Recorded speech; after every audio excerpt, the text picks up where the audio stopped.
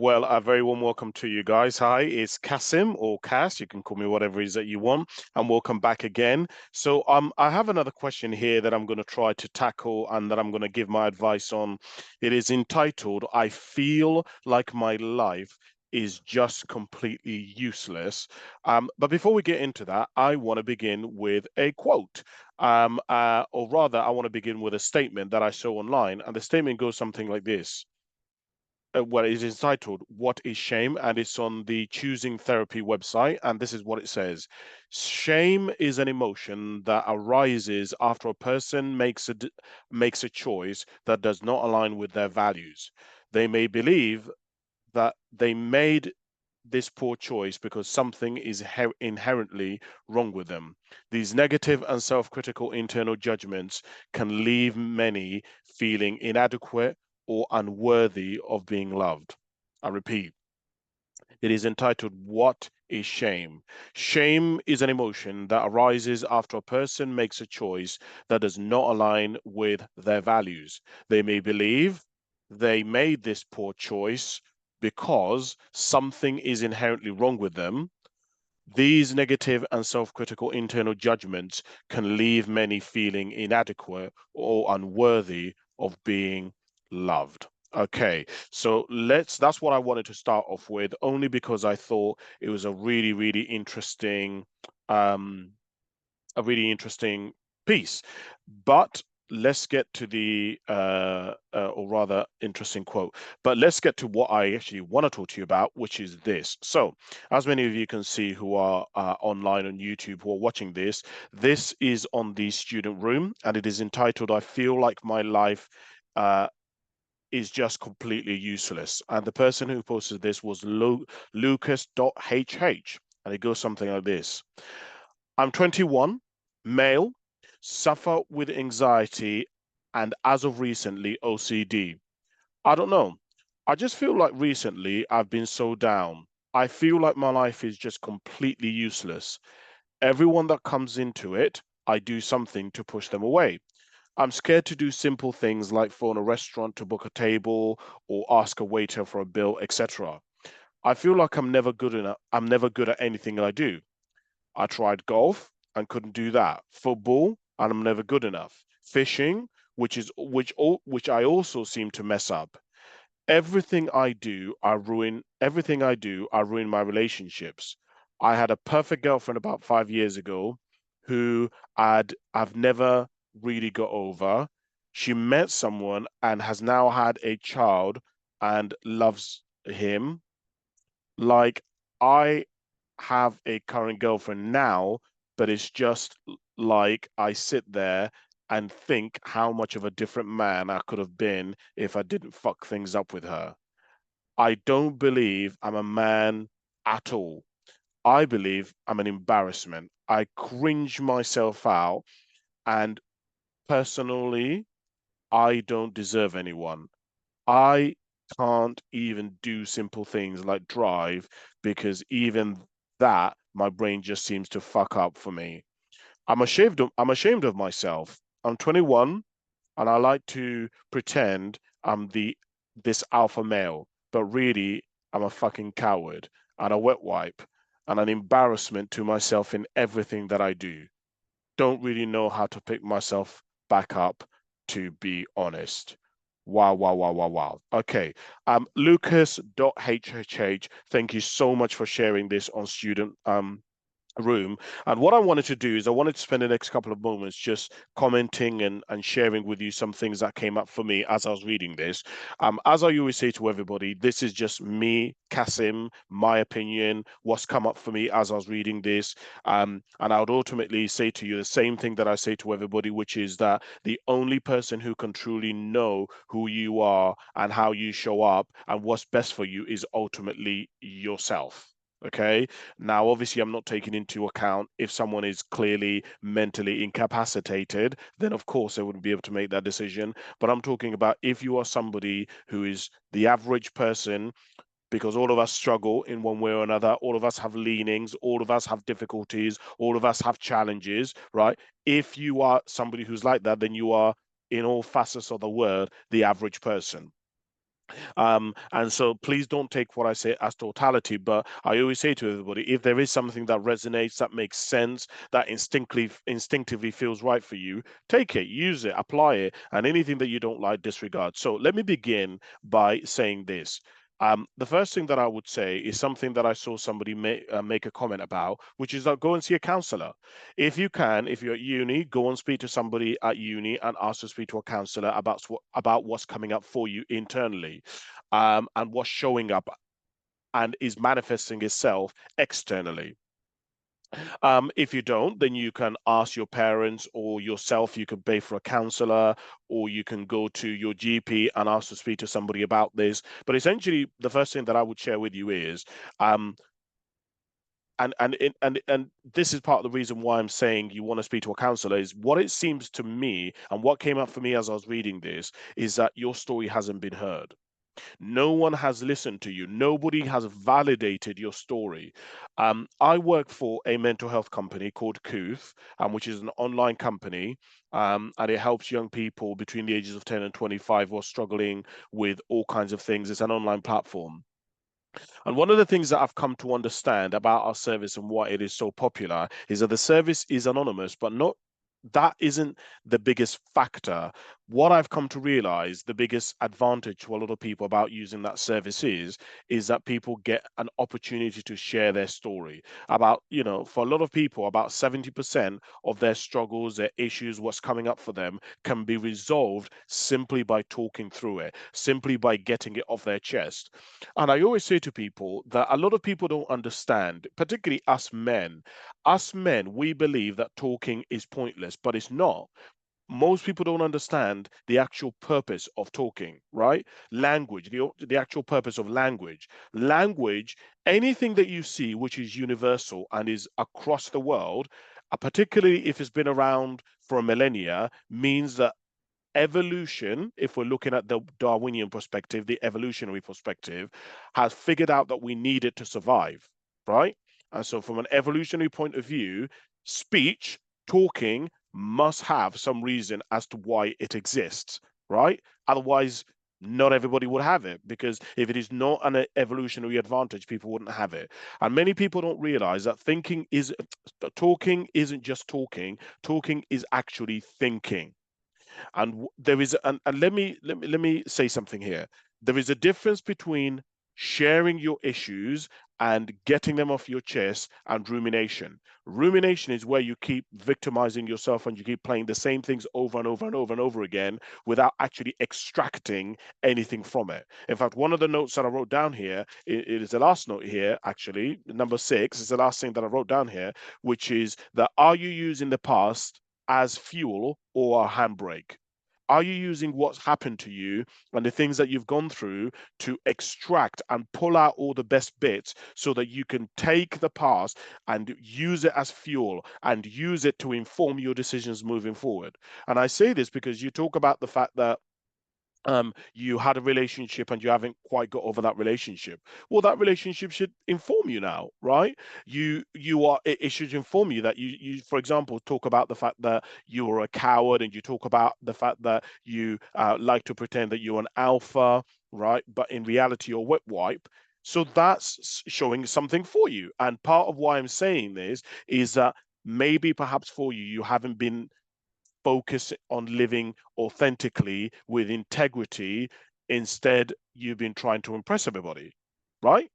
That's perhaps what's showing up for you. And maybe you're so focused on the outside and I'm not saying this is the reality, I'm just talking based on what you've written.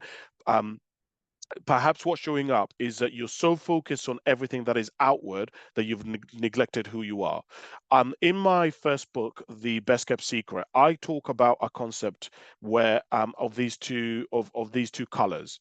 So I believe that every single one of us has kind of like two colors. We have the color of our essence and our soul. So that could be blue, or it could be red, or black, or white, or whatever color that it is. And then we have another color, which is the color of that we have to show the world.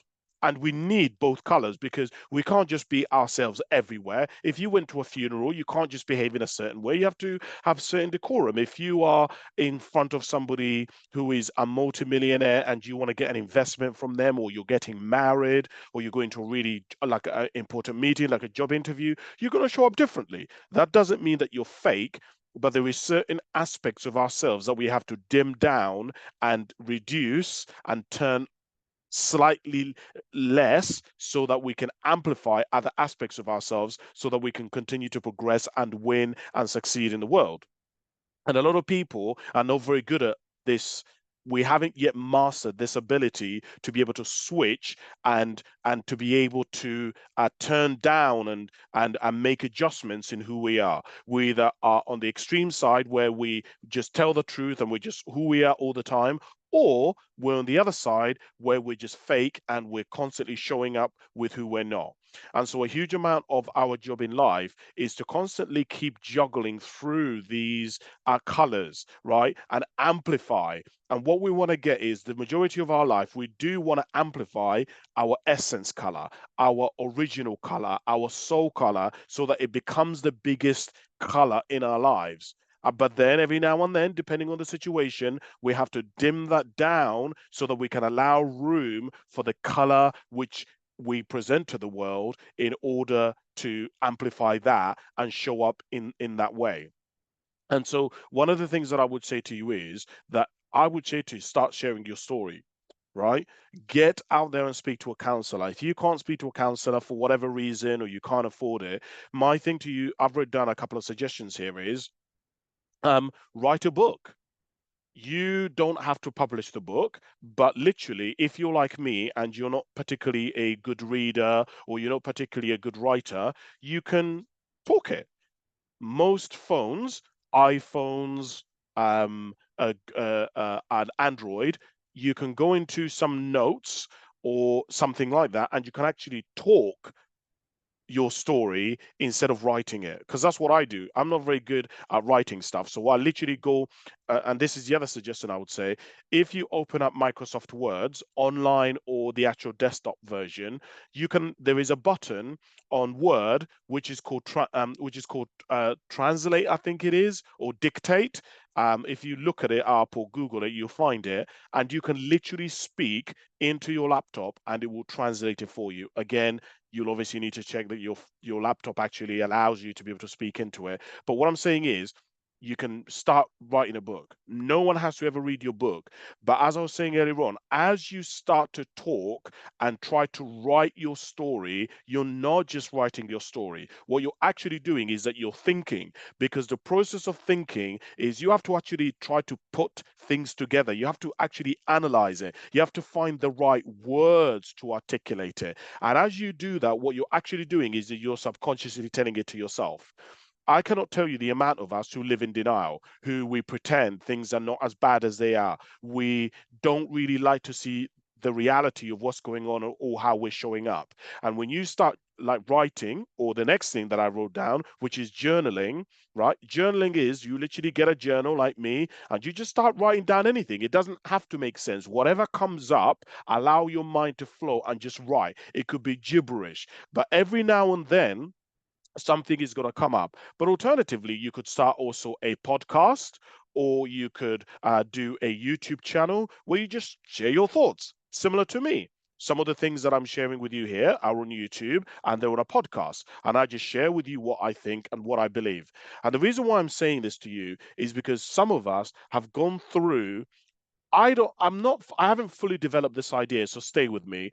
But I'm starting to understand that some people, and I'm talking from my own experience here, I've come to realize that there are I've gone through so much and experienced so much that I'm almost brimming over. I'm too full. And what I've come to realize is I have to actually get this information out. I have to express it, whether that is through a music, a song, a book, a video, a podcast. There is so much going on inside of me that if I don't put it out, it actually ends up consuming me. It ends up making me resentful and angry and pissed off.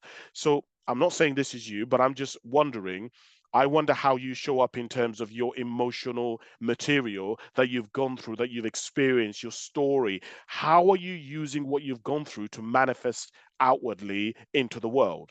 Because perhaps what could be happening for you and is causing the, I'm not saying this is actually what's happening because I'm not diagnosing you for anything. I'm just speculating. But I'm wondering if what's causing the ADHD and what's causing the anxiety and what's causing for you to feel really anxious and stressed out could be the fact that you haven't allowed yourself room to be able to make space for other emotions beyond the anxiety, right? Gratitude, love, joy, passion. In order to allow for those to occupy your internal space, you have to filter some things out. That's why you see people who are like artists. This is why you some of the greatest songs are about heartbreak. They're about cancer. They're about suicide. They're about marriage, kids, because these people have to manifest that internal energy outwardly somehow. Otherwise, it remains inside. Some people, for them, is boxing, some is running, some is singing. So I wonder whether you've found your vehicle for expression of your internal material. And this is part of the reason why I said counseling might be useful, or doing a YouTube channel, a podcast, or journaling, or writing a book. The other thing that I want to attach to this is that you want to start tracking your language. Okay. And the reason why I say this is because you want to start to look at how you're repurposing your pain. How are you repurposing your pain? And the reason why I say this is because one of the ways in which we can begin to change our narrative and redirect how we show up is to begin to use different language. And this is why I said start telling your story, start telling what's going on for you, what's happened, how you experienced it, where you experienced it. Did you experience it in your mind, in your emotions, in your body? What are the words? And as you begin to track the words that you're using on a daily basis, you can begin then to exchange those words, right? So instead of saying that you are being victimized, you or life is victimizing you, you can say you're the underdog, or you're now in a chapter of your life where you're about to turn it around, you're about to start fighting, you are a survivor. And as you begin to change this language, you're going to begin to notice that your internal space is also going to change. Your narrative is also going to change, right? And a huge amount of this is giving yourself autonomy, it's giving yourself power, it's giving yourself control, it's giving yourself the ability to actually transform and make decisions about how your internal space shows up and manifests itself. So I would, one of the things that I would do is start tracking your emotions, start writing down words that you keep hearing. But beyond that, I would also start tracking down and writing down any themes, any patterns, any lessons, any insights. Look at your gratitude. The reason why I'm saying this is we can go through life and we can think that we haven't accomplished anything, we haven't learned anything, we haven't grown in any way. And the reason why is because, in so many ways, a lot of us tend to think that unless I have gone from the basement to the penthouse, then I haven't succeeded. Unless I've gone from living in a council estate to living in a mansion, then I haven't succeeded. Unless I can go from no girlfriend to the most beautiful girlfriend, 10 out of 10, 20 off the scale, then I haven't succeeded. I would disagree. And I think you're wrong. What I would say is that actually, it isn't what we get in life that makes us happy, is who we become and what we're able to give it because we become more. It's about progress. It's about movement. It's about momentum, which kind of leads me to one of the other things that I wrote down here, actually, which is that you want to begin to master the basics before going for the Champions League, right? You want to build yourself up. You want to get momentum. It was John Maxwell, Dr. John Maxwell, who said that momentum is a leader's best friend. If you want to succeed at the highest levels and you want to have freedom and you want to be able to start making your life easier, then you're going to have to start getting some momentum. The easiest way to gain momentum is to do the fundamentals and master them. In fact, I say to most people, particularly people who want to become successful, that your life should, the majority of it, about 80% of it, should be around fundamentals. Things like going to the gym, things like eating healthily, things like getting a good night's sleep, things like drinking water regularly, things like doing one thing, even if it's small, which is aiming towards your destiny, your purpose, your mission, your goal, right? Those are fundamentals because everything else is built on those. If you don't know what you want in life, or you're not aiming towards anything, then that's quite a major issue that you end up struggling with. If you are struggling to wake up in the morning, then it's going to be really difficult to have energy to pursue your and the motivation to be able to pursue some of the things that you want in life. And so a huge amount of our life is to master the basics. The vast majority of your life should be made up of basics. People should be looking at you and saying, man, is that it? Is that all you're doing? That's what most people say to me. When people say to me, Kasim, what does your life look like Monday to Friday on a general as a general rule? I say to them, I wake up, I have some water, I go to the gym, I come home, I have some breakfast, I do work. At lunchtime, I have some food. I finish work. I might go for a walk or do some cardio, and then in the evening, I do a video or I do a podcast or I do some writing. Um, then I do some reading or something or research. Then I go bed. That is pretty much most of my life. My life is very simple and not complicated. And so, one of the things that I would recommend to you is to begin to look at, are you trying to run before you've crawled? Because remember, you are only 21 years of age. And as you've probably heard, and I've said on many, many, many occasions before, all of us should go through a period in our life, which is the coming of age period. The coming of age period is a period where you begin to look at, it's basically a phase in your life where you give yourself permission to fail. A period in your life where you're starting to define for yourself your own philosophies, to observe what works and what doesn't work, to start thinking about how you want to spend your time, with who you want to spend your time. In other words, it is a period in your life where you become intentional, right? No more just winging it, no more just going with the flow, but you begin to deliberately decide and make decisions about things. And as you begin to make decisions about stuff, some things are not going to work out, some things are going to work out. And that then informs you about what to do next. But what I'm saying, which I link back to the point that I said earlier on, is the point is that you want to begin to extract, right, what is showing up for you. You want to begin to extract the lessons, the principles. Don't just exist. Learn something from your existence and use it to inform how you show up in the world so that you can become more successful. In other words, as if you've lived 50 years and you still don't know what you want to do, something's gone wrong. Because there is a saying, and don't quote me on this, but it goes something like, one of the ways to figure out what you want is to rule out what you don't want, right? So if you've spent the last 50 years, in your case obviously 21, and you're like, I still don't know what I want to do, I still don't know what I want to achieve, I still don't know where I want to head to, look at what you don't like, because all the things that you don't like keep narrowing down to only leaving you with a few things. And those few things, then you just make a decision about which one you want to pursue. Remember, there is no such thing as a perfect decision. There is no such thing as a perfect person. Is interesting because one of the things that came up is when I was reading your description, you said I had the perfect relationship, and I was thinking clearly you couldn't have had the perfect relationship because you ended up breaking up.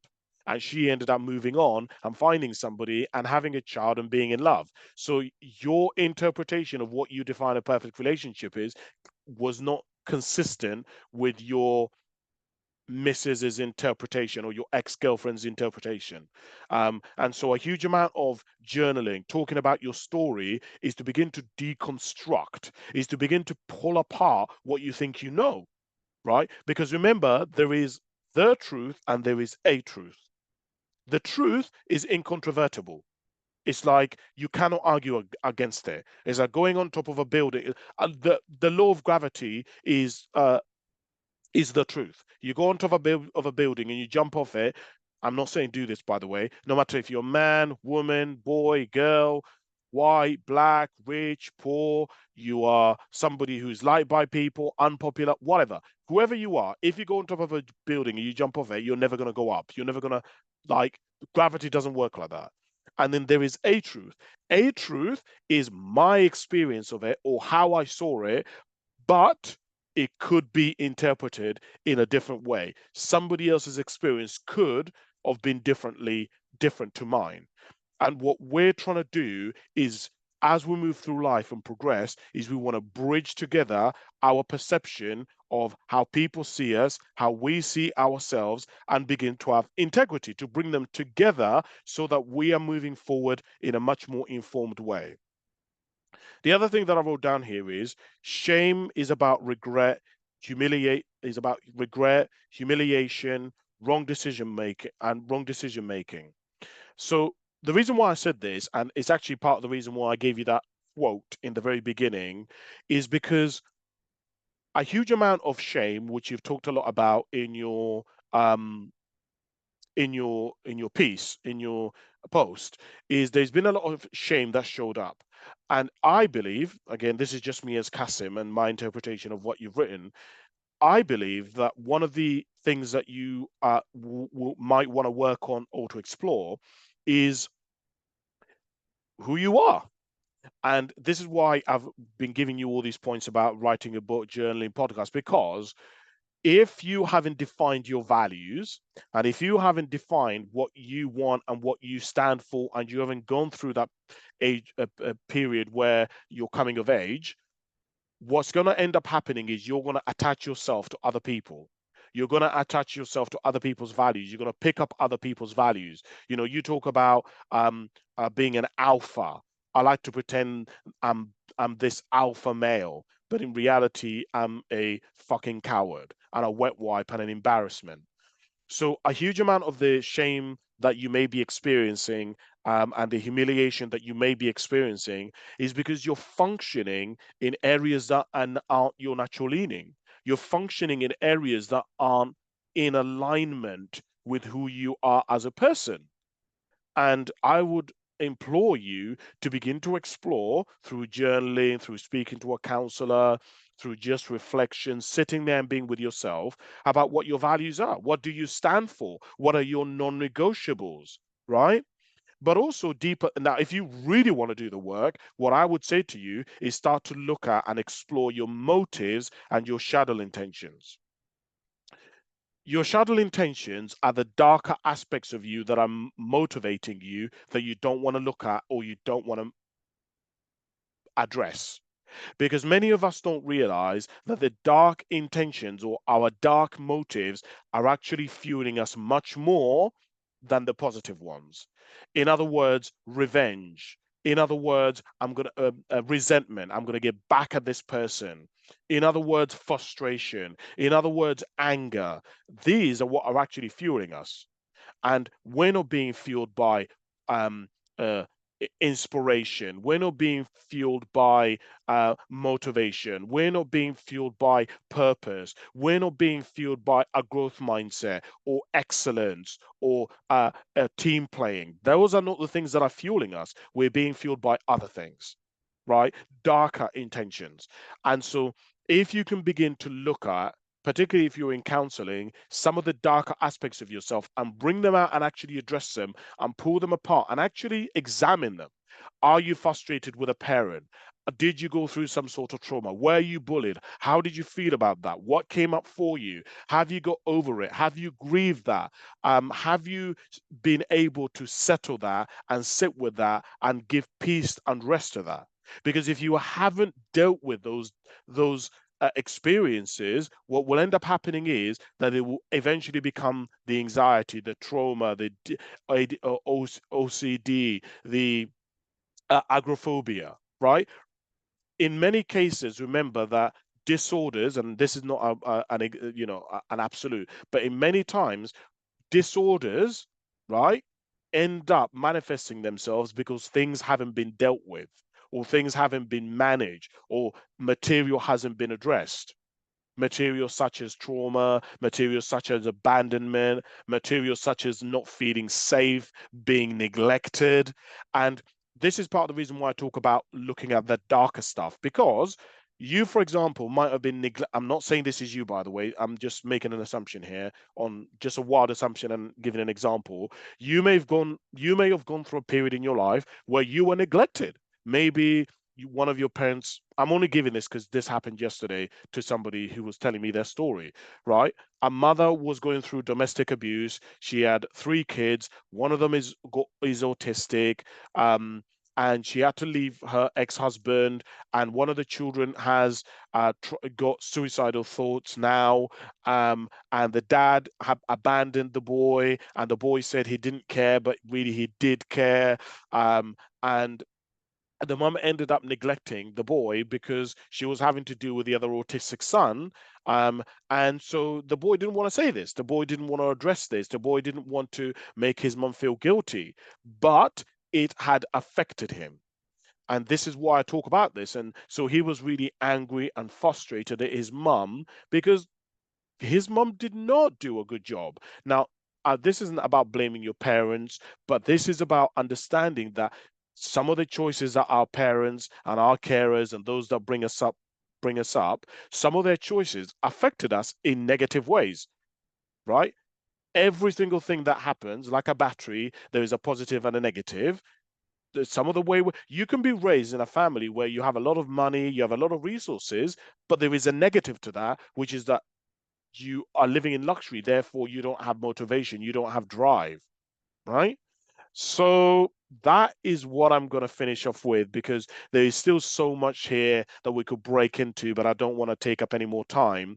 Um, but I hope that what I've shared with you has kind of given you some material, or some thoughts, some things to think about, some places where you can start and you can start to pull things apart.